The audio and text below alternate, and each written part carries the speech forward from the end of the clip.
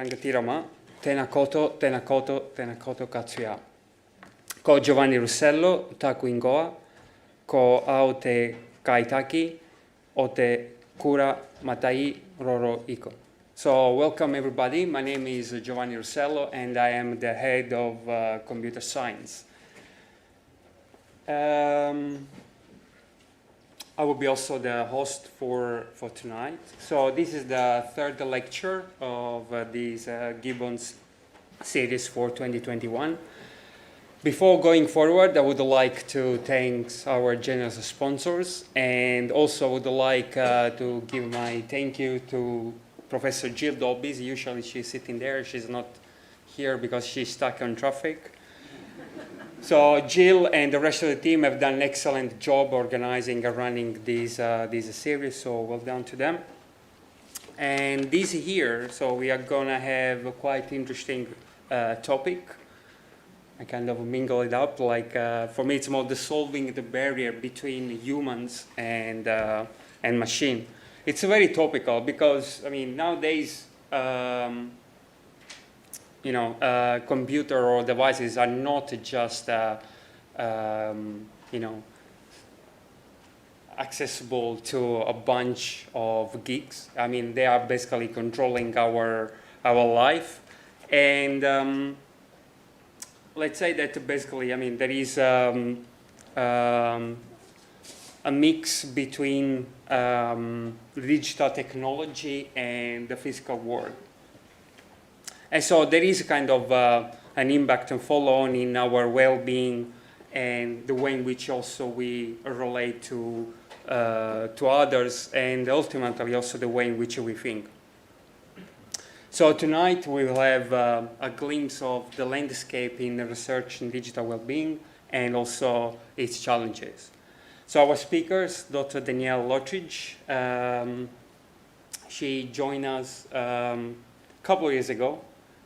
She's a senior lecturer and one of the superstars in my school. She came straight from Silicon Valley, so what a change, huh? So Danielle got an honors and PhD from University of Toronto, and then she postdoc in Silicon Valley. Then she joined Yahoo. She's gonna do that, so I try and dissipate. And worked there for several years before deciding to coming back to academia, and we're lucky enough that she joined our school. Danielle's research focuses on human factors engineering, and she has been publishing top venues, including CHI, where also got an honorable mention award. She, not only she has got very good research grants, since she has come to us. So, for instance, she has a HRC one, also a Royal Society Catalyst grant. But while I think you were in Stanford, also you got a Google Research Award. She has been collaborating a lot with industry, and also we hear she's working in the precision-driven health with Orion Health, I think. So without any further ado, I will pass this on to Danielle. So, Madame and Monsieur, please welcome our speakers for tonight.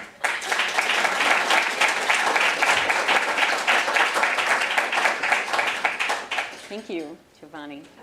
Tēnā koto, tēnā koto, tēnā koto katoa, ko Danielle Lottridge toku ingoa, no Canada ahau. Hadamai. So thank you for that introduction. I will add a little bit to it here. And so starting with a little pictorial view of some affiliations that brought me to where I am today, and also to the story that I'll share with you today. And so starting on our left, we have a Canadian beaver with a little Canadian tree. So that's our University of Toronto affiliation. And then a Californian tree over by the Stanford affiliation here. And then this circle with some letters in the middle. And while I was in California, I pursued an art therapy credential, art and dance therapy credential. And so ended up finishing that in Silicon Valley and marrying that up with some of the human factors engineering, performance-driven measurement, behavioral science that I was doing before then, to thinking about how do we help people with art? How's that working? And so those are some of the perspectives that I'll share with you today, a unique perspective bringing these disparate areas together. I then worked at Yahoo and am now here in Auckland with you. And so we're here today to talk about digital well-being, and that will be the focus of the talk. I'll start off with a more cognitive viewpoint. What is the well-being of your attention span? Or what is the well-being of the way that you focus? And how might our digital environments impact that? I'll then take you to a more traditional view of well-being, thinking about emotional and physical health. And I'll then share some different perspectives on how we might view digital well-being as a concept or as an opportunity. And I'll take you through some historical paradigms of human-computer interaction to show you how we can view this concept from different perspectives and how those perspectives frame the question and frame the solution. I'll then invite you to consider an art therapy-inspired paradigm or perspective. And so that will be looking at a more creative, embodied, social, affective interaction. And I'll break all that down for you. And then give you some concrete examples in the rehabilitation and outreach space.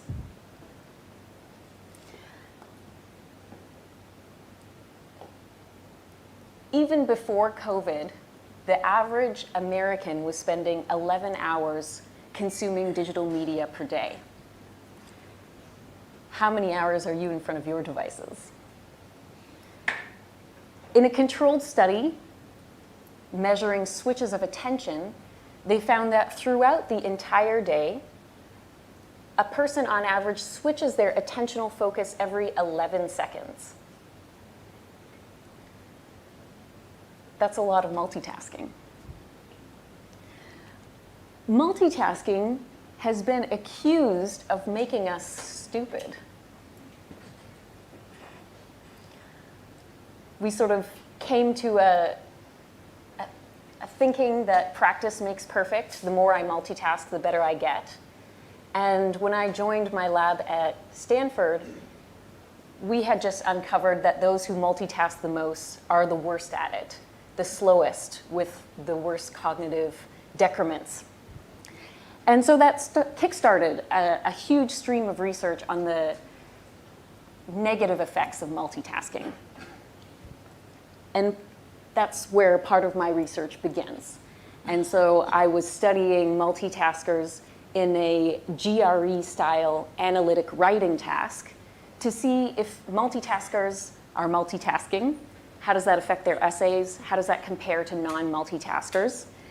And found that, of course, the story is a little more complicated. So if you immerse a multitasker in relevant content, so here's our heavy media multitaskers in relevant content, they will write the best essays. And if you immerse them in irrelevant content, cat in a box, smashing a pumpkin, they will write the worst essays. And so we have a more complex story that multitasking potentially can help us, but can also hurt us. More recent research is uncovering some of the ways in which these performance decrements happen. And so they've associated lapses of attention, especially in low demand tasks. So when you're not trying very hard, that's when you find it the hardest to concentrate. And so this is quite interesting.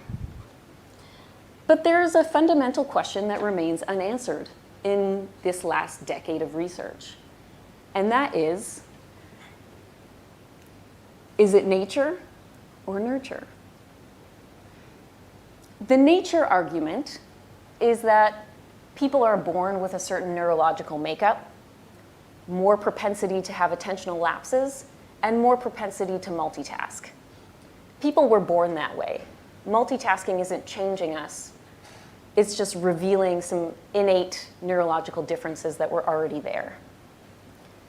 The nurture argument is that multitasking is changing the very nature of how we think.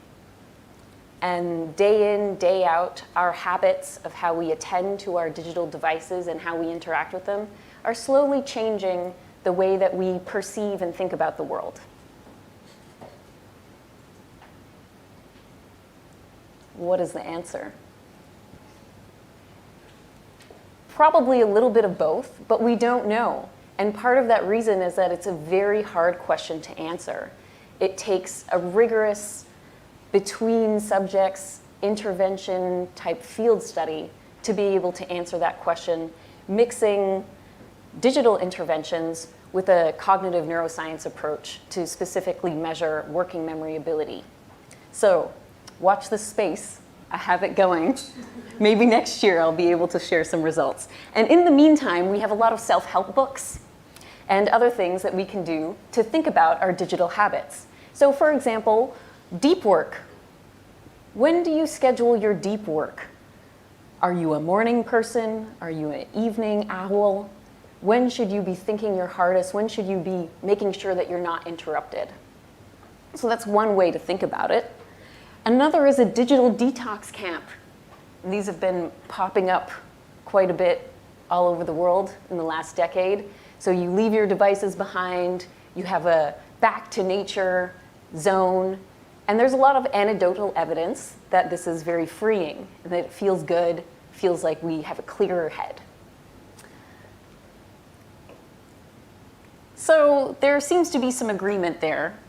Digital is somewhat of a problem.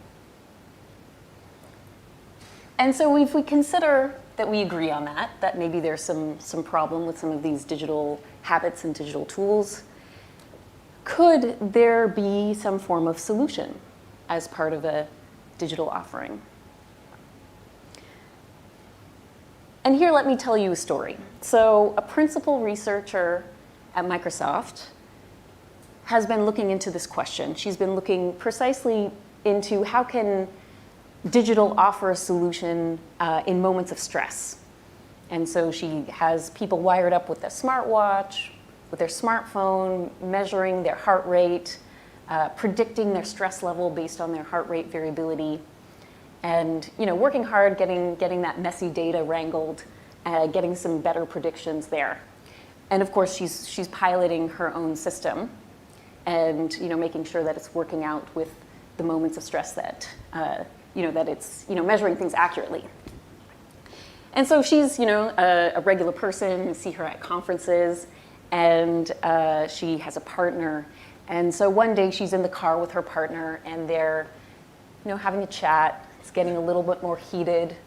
They're feeling a little claustrophobic. They're stuck in the car together.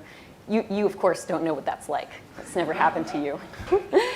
And so there's nowhere to go. They keep on talking about it, and it's getting pretty heated. And then a notification pops up on her phone, and it says, "Hey there, Corey. It seems like you're getting a little stressed out right now. And one of the things that you told us to tell you when we detected you were stressed out was that maybe you should consider talking to your partner." That would help you in moments of stress.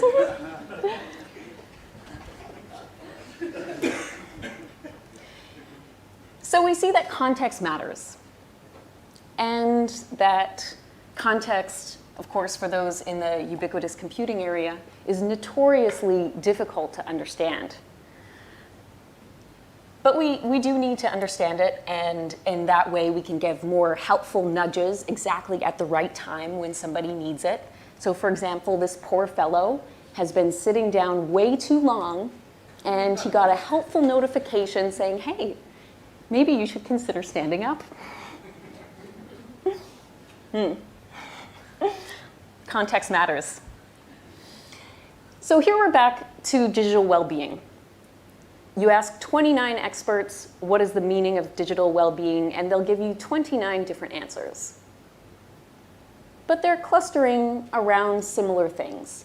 What are our habits with our digital tools? How long is our screen time? How many notifications are we getting? How much are we being interrupted?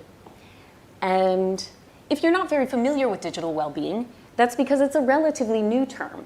So if you look at instances of digital well-being on the internet, you can see that it's relatively quiet into 2016, 2017, and then sometime in 2018 it shot up. People really started talking about this, and it's continued to be a growing interest. So part of that spike is because Google named one of its features digital well-being.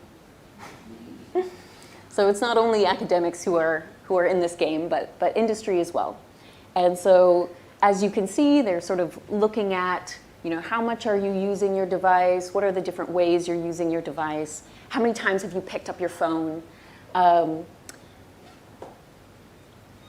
you might see that maybe you get notified for your screen time. If you're an iPhone user, get those usual notifications. If you're an Android user, then you'll find that there is a setting buried in your phone where you can review and think about your digital habits, reflect on those.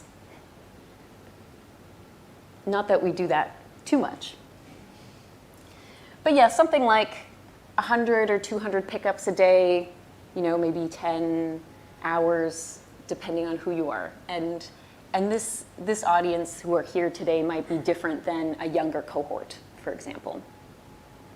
Younger cohorts, they may be using TikTok, which also has a digital well-being setting. And if you search for that, one of the first things you find is how to disable it. So yes, they love their TikTok. They don't want any well-being when it comes to TikTok. And so, I understand this. I have a lot of empathy for these kinds of apps. When I was in industry, one of the apps that my team released was Kibana, which is getting some love from the Apple App Store with that cute little pineapple with sunglasses there. So this is a video chat app where friends could talk to each other, much like House Party. And the way House Party has certain interactive games, Kibana was a little bit different in that you could easily put in media, different kinds of media, and sort of have a watch party together. And we were trying to, hack every pleasurable kind of digital experience so that potentially this might be the next viral app. And so one of the things that we invented was the emoji shower. So instead of just putting face filters on yourself, you could spray your friends with lovely filters and emojis. And so I bring this up because there are a lot of clever people out there, looking to draw us in with the apps that we're using. And, again, this cohort may not be the ones who are as easily swayed and taken into these apps, but there are, of course, a lot of people vying for our attention, and we talk about the attention economy today. And so that's very much related to digital well-being. So given that this is the space, how might we support digital well-being? How can we then frame digital well-being as somewhat of a potentially problem that can be solved? And so let me tell you about some various historical paradigms that allow us to frame these kind of human-computer interaction problems in different ways. So starting with the Industrial Revolution. Our first paradigm is about man-machine coupling. It is about measuring behavior. It's about optimization. How can we optimize performance? How can we optimize efficiency? How can we optimize cost? And so these are, the settings for these are factories, it's military, and so this is a sort of historical training that I come from with human factors engineering. And the kind of machines that are part of this paradigm are adding machines. This is munitions manufacturing that you see before you, but all sorts of apparatus around soldiers and military are from this perspective, as well as a airplane cockpit. So all of these are thinking about how do we optimize performance? How do we look at a human like they're part of a machine? The second paradigm thinks more about human cognition and comes along at the same revolution in cognitive science and cognitive psychology. How do we understand people as thinking? How do we see them, their perspective and the way that they understand a mental model which might change how they interact with various interfaces? And the iconic devices from this paradigm are our personal computers, our graphical user interfaces. So the things that we're still interacting with today.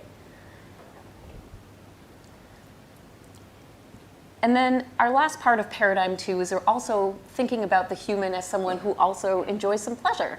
How can they play Pong? You know, what are parts of games that make them successful? How do we understand human behavior with games? And our third paradigm switches the perspective completely to be more phenomenological. And so it's a network view of every person's experience, thinking about agency in the network, thinking about power differential, thinking about what's meaningful in different experiences. So informed by other disciplines, anthropology being one of the main ones. And so Clippy, I'm just going to take a little pause here, is put here in the beginning of paradigm 3 when really it's trying to be paradigm 3, Clippy's trying, but you know, Clippy's a little bit more paradigm 2. And so, you know, what's wrong with Clippy? Clippy, you know, interrupts you at inopportune moments, like, hey, are you trying to write a letter? I have these really nice templates. You know, it tries to be helpful when you're having a problem. It's like, hey, can I help you? And you're like, no, I'm trying to do this other thing. I have a fun story about Clippy because my Stanford postdoc advisor was approached by Microsoft after Clippy's failure to be like, hey, you know, we need some help. You know, Clippy's not working out. You know, can you help us, you know, solve this problem, figure out how to make Clippy a little bit better? And my postdoc advisor, Cliff Nass, he studied how humans and computers build relationships and interact, and looked at a lot of social science principles around teaming and flattery to see how we can change the relationship and interactions between humans and people. So he looked at this problem with Clippy and he's like, I know exactly what to do. So Clippy became a team with the person, and it was you and Clippy against Microsoft. So, you know, Clippy came up and he's like, hey, it looks like you're having a problem. Microsoft is pretty crappy, isn't it? And people are like, yeah, I like you now. Of course, Microsoft didn't buy into this, and, you know, Clippy became part of our history.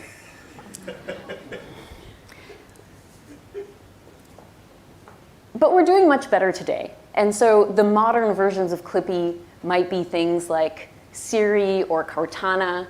And so we're interacting with them with natural user interaction, voice interaction. It's growing exponentially, this field of research, and doing very well. And then part of this talk is around how do we get to virtual reality? How do we think of immersive experiences? How do we craft these experiences? How do we measure if we're doing well? So I'm going to give you another way to think about this progression of technology, another way through these paradigms. And so the computer started really big and far away from us, you know, in another room, another mainframe.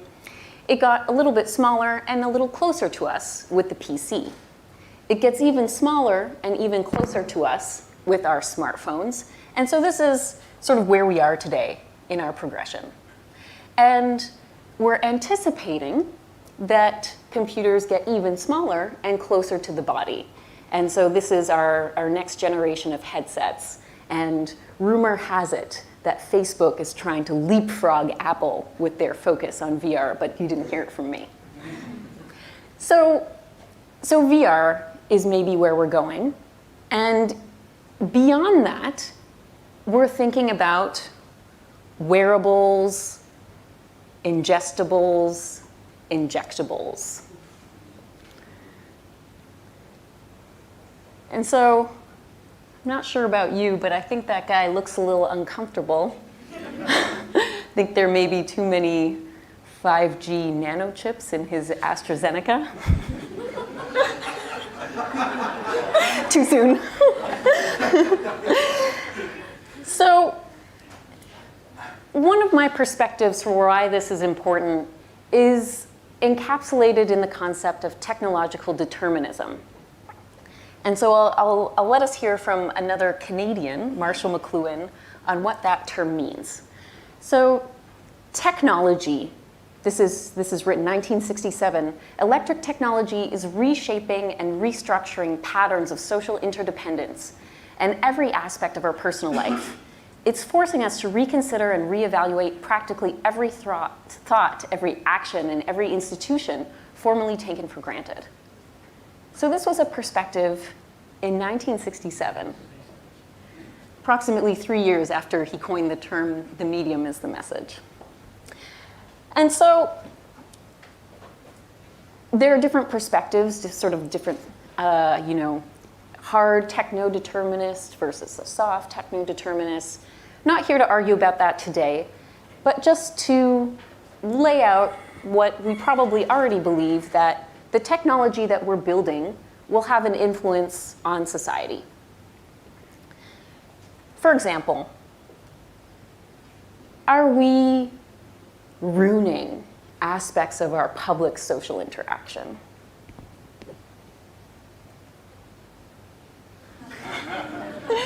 Maybe, maybe not. So there's also a lot of hype. There's some reality, there's some hype. How is our technology today changing us, and how is it just a reinvention of fear that happens with each new wave of technology? And one thing that I would like to put a stake in the ground is that all screen time is not considered equal.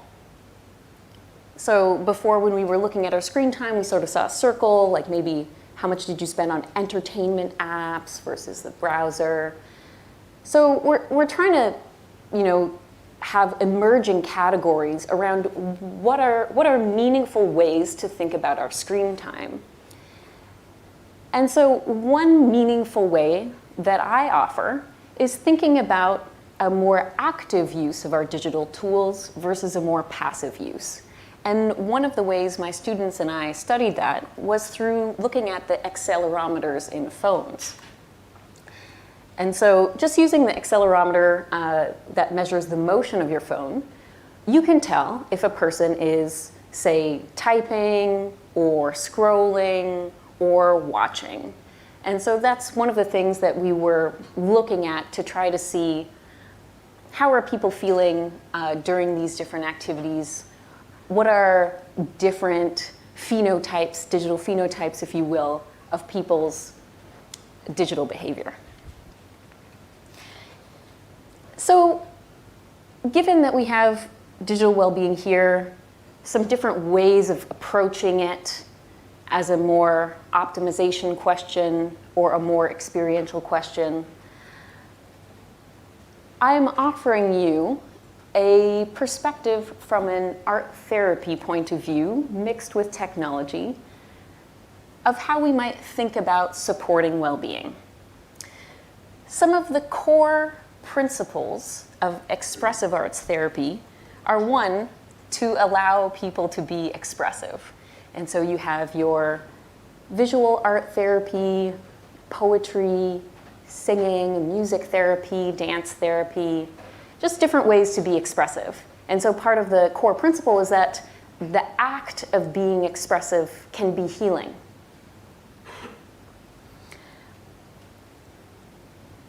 In art therapy, the goal of the doing of art is to help people be integrated.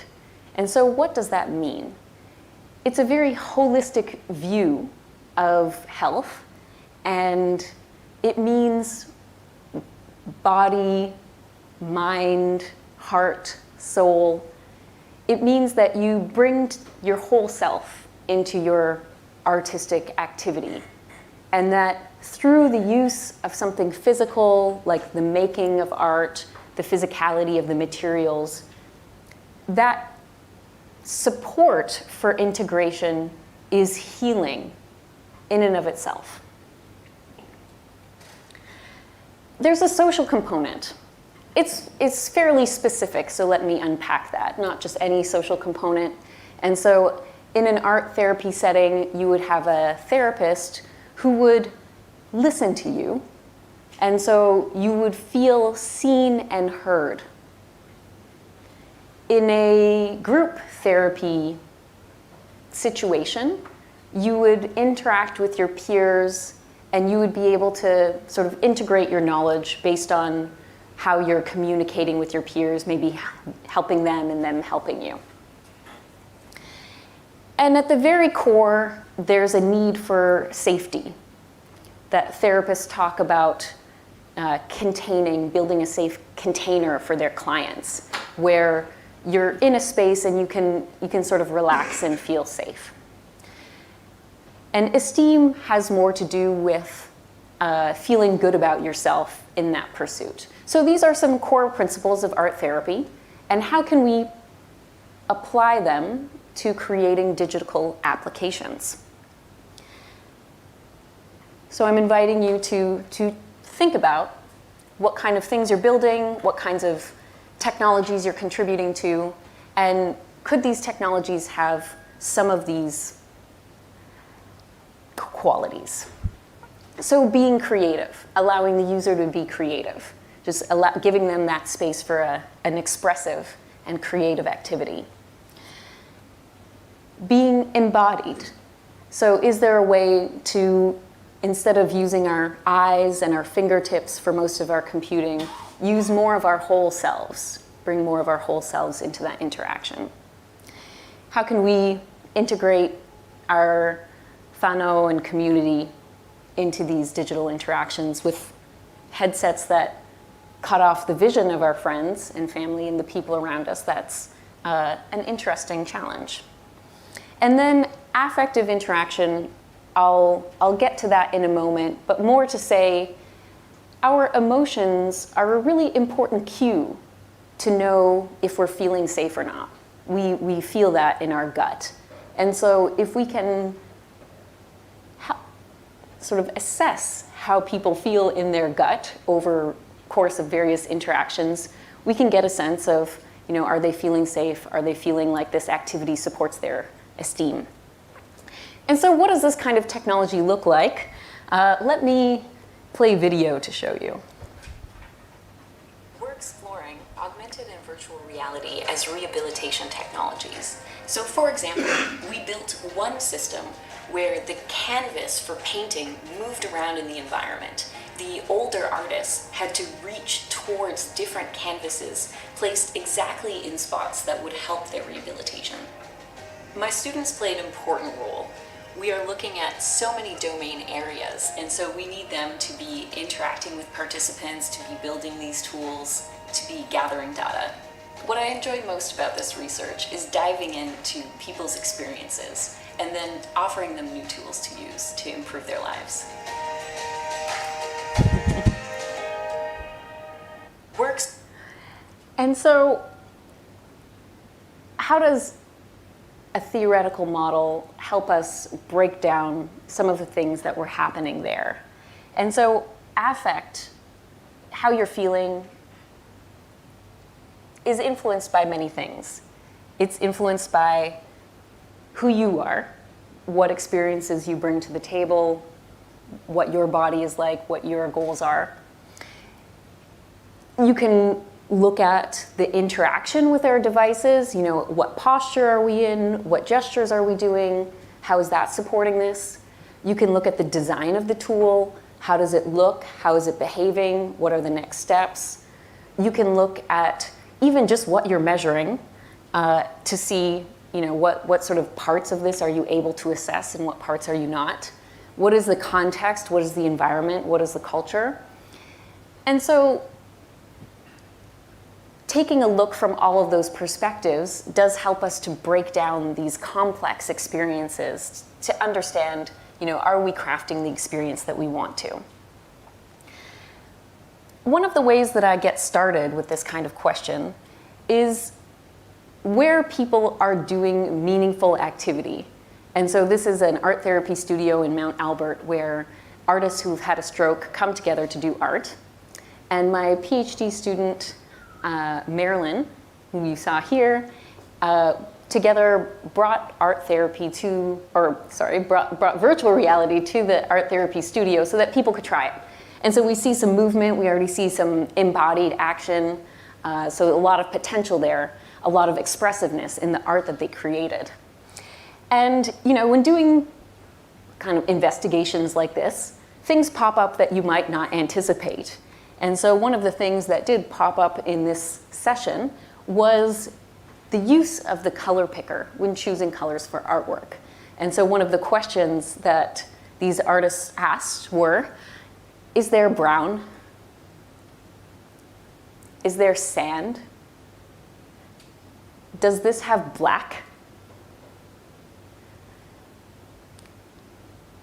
And so some of the basic tools that we're using to help people create art are not super clear to all the subpopulations that need to use it. And so based on this question that popped up, we designed a sort of one-step color palette instead of that two-step hue saturation model. And we wanted to see, how it was working, kind of old-timey, how would it work out? So we see somebody drawing here. We're also playing around with some artificial companions, so that little dog is just a sort of work in progress here. We're not too sure about it yet. And so using this rigorous behavioral science approach, we had a control group using one color picker and an intervention group using the other. So we had 20 people using each, randomly allocated to one color picker or the other. Said, draw anything you want, let us know when you're done. And then we analyzed the colors in the artworks that these people created. And you can see there's quite a difference, that those in the HSV group use a lot more of the sort of saturated greens, whereas those in the old-timey color palette group had more shades of red. And so we then used some statistics to see that these were, in fact, statistically different distributions of color. And why does this matter? So what you're seeing here now is a visualizations of the colors used in paintings over the last 800 years. Color use has changed over time. This depends on the cost of different paints, the availability of different pigments, the technology for creating different colors. So all of this is slowly changing over time, and we see these trends changing over time as colors became more available. And then you see some bars with our color picker, which looks a little bit more like the Edge, and then the HSV, which looks quite a bit different. And so something that we didn't really consider such a big deal, just like, oh, it's just the color picker in my digital art program, could be changing the very nature of how we're choosing colors in the artworks of our time.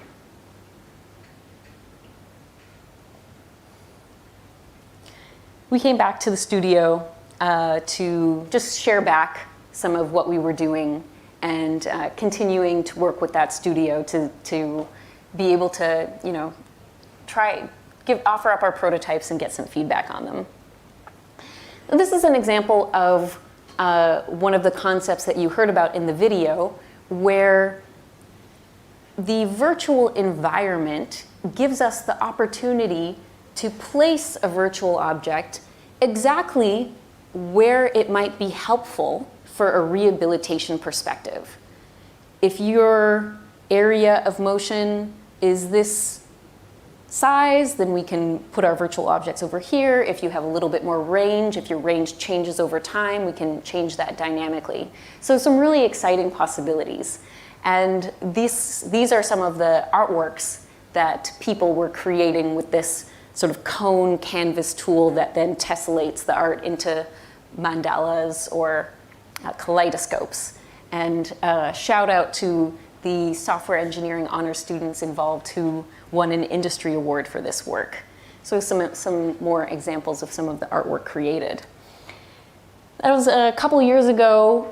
Currently, my current work is collaborating with Aotearoa Journeys, a Māori game development company in Auckland, and they're famous for creating Manu, who is an augmented reality character who takes you to different local areas and tells you the stories of those areas. So super exciting opportunity to be collaborating with them.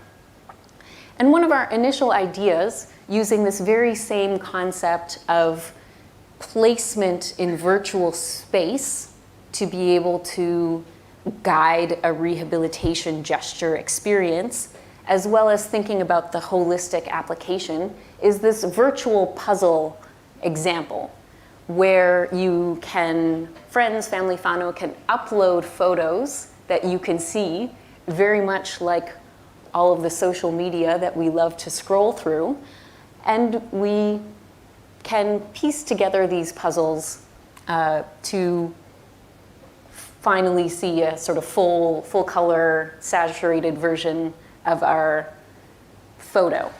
So just one of the examples of how we can think about a person in a holistic way and bring together an embodied interaction. Another recent project that I want to share is a current exhibit that's at the Auckland Museum. And so this is an example of applying this kind of perspective to outreach and education. And so this is part of a new gallery, the Tamaki Gallery, and there's six or eight rooms, and one of the rooms is devoted to data and the beautiful visualizations of data. And we have a corner of the room where we have an exhibit that is about a screen about this size that you walk up to, and it looks like a giant smartphone. And so you walk up to a larger than life giant smartphone. And I have a little video to show this interaction, just a shout out to some collaborators on this project, Dr. Ethan Plout and Fabio Morreale.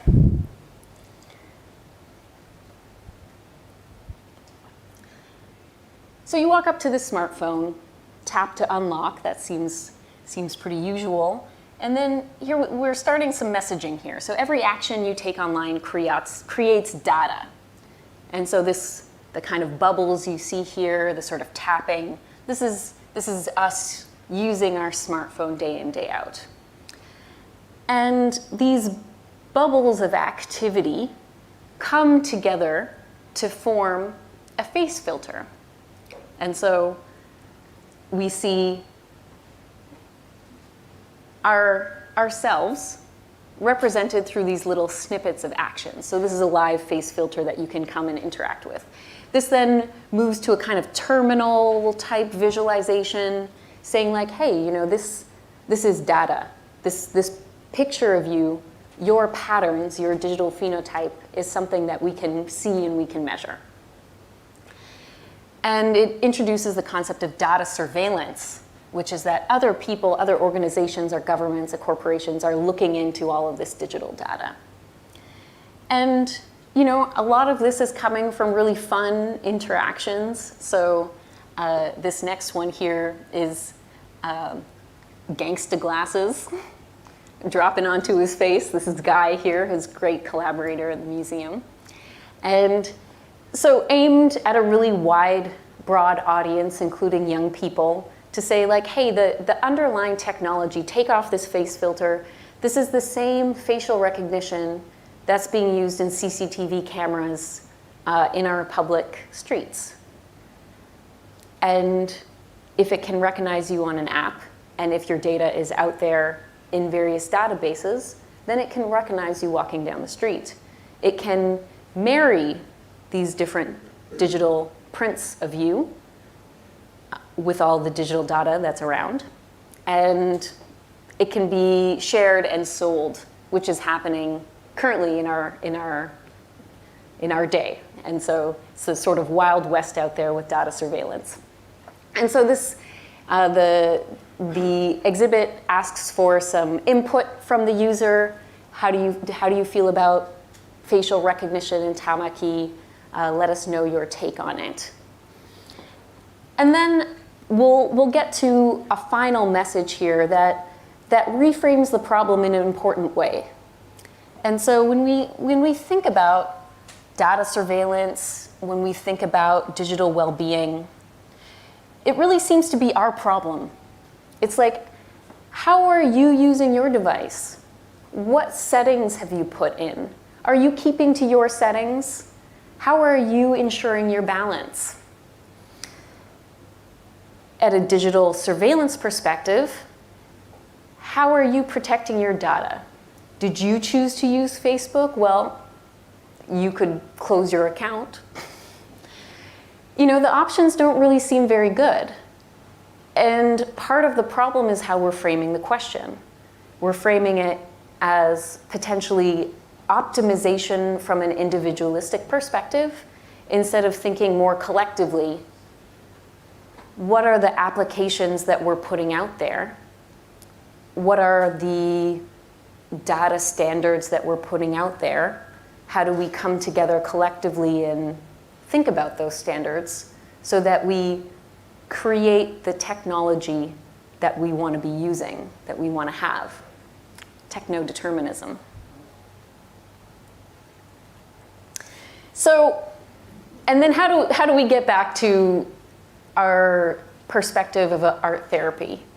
So here there's, you can see there's a little bit of creativity here, a little bit of expression, a little bit of embodiedness, being able to interact with your whole self in front of this.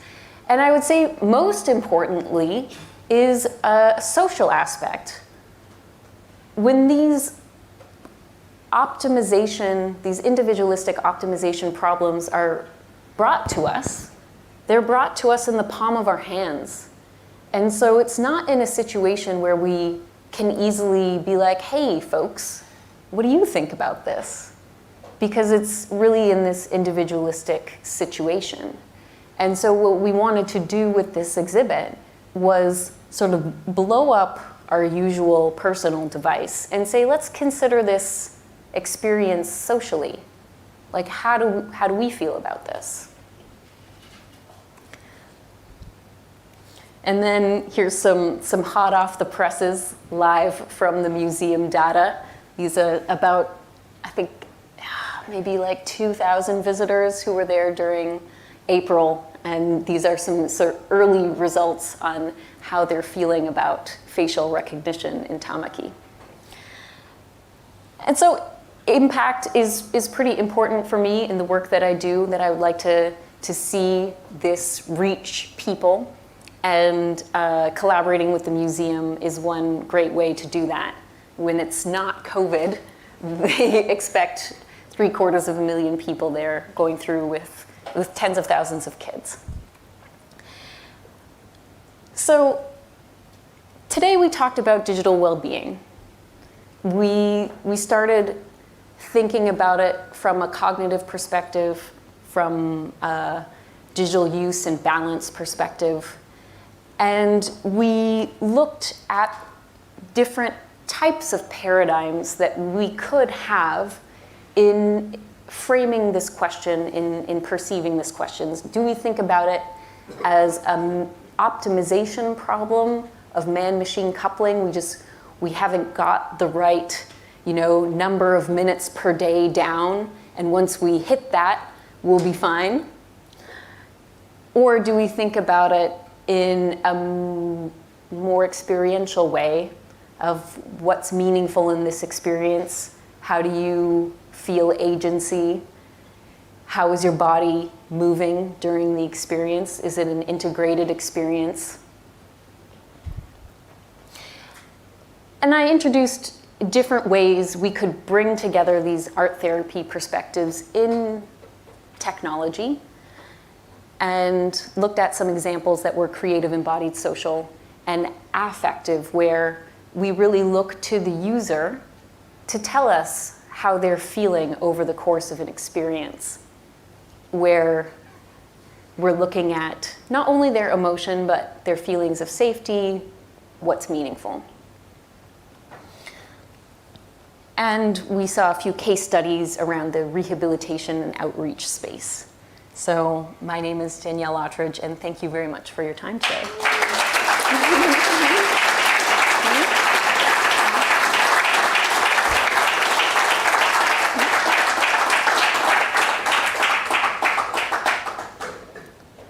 Take some questions. How to catch up? Everybody always says the horse is already bolted with the whole technology and control and who gets to say who does what. And just the fact that the museum are asking us whether we like it or not. Council sends out things, do you want to keep the speed limits down? But they've already, the face recognition is already installed. There's no, how do you catch up, I suppose? Okay, so there's sort of two questions there. One would be, has the horse already bolted? And my perspective on that is yes and no. That there's a lot into the future. There's a lot being created right now that the people in this room are helping to shape. And so that's, you are the audience that I'm addressing who are creating these technologies. And, having this conversation helps them think about a holistic person in holistic context and the difficulty of understanding context. Knowing that, hey, I'm probably not going to get context totally right, so how do I build that with that kind of uncertainty? And then the second thing was around people might ask, but what sort of agency do we have? And that is exactly an important point and the right thing to be focusing on. Where is the agency here? Do I feel within my own self, what can I do? Can I change my settings? Can I disable my account? Can I answer a form? But really, what sort of solutions are overarching, and do we need a different means for that? And so coming together collectively to say, these are the data rights of Aotearoa New Zealand. These are the principles we want to adhere to, and that will be a stronger voice than just one person. So I would say that for digital well-being, for data surveillance, that the collective action is really where we should be going. And it's tough because the sort of alternative to that is a more capitalistic market forces view of the system will do what it does, and then this is how we conceive of agency. So I think that there's a meeting together. The technology is super new and it's not being regulated. And so when we think about past decades of broadcast media and the kind of regulation that happened of, a certain proportion has to be national content. Dollars are not the bottom line. And we haven't come there with our digital technology yet. And Congress is trying to, US Congress, they asked Mark Zuckerberg, Facebook, what is your business model? And so it's really hard to catch up. It's really hard to understand the whole scope of the forces at play. And what I would like for you to take away from this answer is that it's not all on your shoulders. It's not just within your own individualistic scope, but really we do have opportunities to come together collectively. Mm-hmm. Do you think genuine human well-being and happiness is from technology? So, generating human happiness and well-being. So, again, those 29 different answers of what is digital well-being. I did try to avoid that word happiness. You may have noticed that the words that I used were more around affect, safety, and meaningfulness. And so I think that there's really interesting conversations breaking down a pursuit of happiness and how that might leave people less happy than if they weren't pursuing it in the first place. I do think it really fits into this optimization question where With happiness, we've tried to optimize it. How much should I sleep? How much carbs, fat, and protein should I eat? How much games should I play so that I feel relaxed enough? How much Red Bull should I drink? You know, how much should I post on social media? Like we're optimizing so many aspects of our lives, but what are we optimizing for? And so I would say meaningfulness and is one place to start, and thinking about those core principles of art therapy to say, like, do all the people around me have an opportunity to be expressive, to be integrated, to have social interaction, and to feel safe while they're doing it? Okay, here and then there. Yeah. So I'm just thinking about like Facebook's business model is like ads, right? So they're incentivized to get as much engagement as they can. Mm-hmm. So it seems like the incentives are in the wrong place. Or do you see it that way? Do you see alternatives? Is regulation the answer? Yeah, so I think that the business model of quarter by quarter earnings are not the right way to think about a long-term future. So I agree with you there. And how is change going to happen? Currently, I don't see the market forces coming and changing things. And so I do think that there needs to be a regulatory force, very much like the previous media of our day. Oh, and then down here, then in the back. Going back to a very old textbook, The Psychology of Programming. First of all, the magic number 7 plus or minus 2. Yes. Does your work support that concept? So that magic number has been used, used quite a bit, I think beyond its original scope. And I continue to be fascinated with cognitive psychology and think about, like, what can we learn from cognitive psychology to make digital environments better. In terms of how many items we can hold in working memory, it's a really interesting problem. I love studying how expertise changes what we can hold in working memory. And there are certain applications like, are you programming right now? Are you working or are you playing? And how do these things, how relevant are these core principles to these different problems? And so I would say that yes. And one of the first points that I made around multitasking was, is digital technology use changing our attention span? And working memory capacity is right there in front, being the touchstone for measuring that effect. And a related problem, so you've got a programmer and they've conceived of a solution to a problem, and they're in the coding phase. How do you, and you want to avoid interrupting them, how long should you leave people alone? That's a very interesting question. I think maybe I might bring that to the post talk, because Ewan and I, who's, I know, somewhere around here, there you are, Ewan, that we're working on a project with debugging right now and EEG, so we should talk about that all together. As a programmer, I can answer that. You just leave us alone. Yeah, never interrupt you. Yeah. Never interrupt them. Yeah. There's a question in the back, yeah, in the orange, yeah.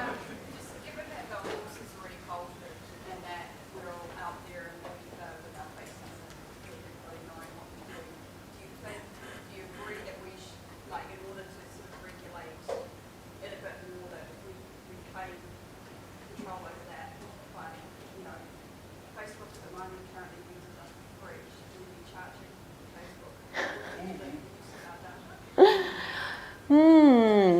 Yes, should Facebook be charging us? Should we be charging Facebook? Those are very good questions. Some places in the world, in Europe, have been able to come together collectively and advocate for the right to be forgotten, and so the right to have our data deleted. And so I would say don't give up, that I think collective action can still bring us to a place where we feel a bit safer in our digital footprint. I don't agree. We'll fight about it over a glass of wine. Last question. Yeah. Yeah, I know it's called digital well-being, but I guess there must be some people who aren't on smartphones or who aren't on video or everything. Do your studies try to take those into account, or that is only focused on Yeah, absolutely. So I think different cohorts of people will have different questions. So the older artists who had had a stroke didn't know how to use a conventional color picker. And so they would be an example of a cohort of people who were not digital natives and not really, their problem is not being overly immersed in the technology. Whereas another cohort of people, that might be their issue. And there's so many individual differences that it makes it a very interesting problem. Yeah. Cool. So let's thank Danielle again.